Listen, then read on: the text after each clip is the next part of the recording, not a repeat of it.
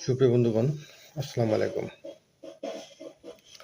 আজকে আলোচনা করব বাংলাদেশের তথা এশিয়া মহাদেশের সর্ববৃহৎ প্রাকৃতিক মৎস্য প্রজনন কেন্দ্র হালদা।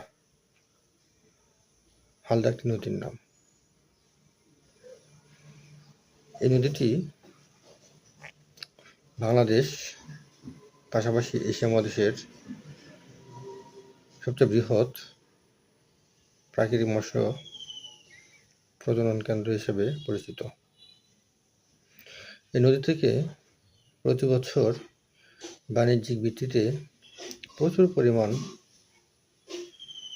মাছের রেণু পোনা সংগ্রহ করা হয়। এই নদী খাগড়াছড়ি অর্থাৎ হালদাবিলি খাগড়াছড়িতে অবস্থিত। প্রশ্ন হয়ে থাকে, হালদাবিলির অবস্থান কোথায়? উত্তর, খাগড়াছড়ি। ধন্যবাদ সকলকে।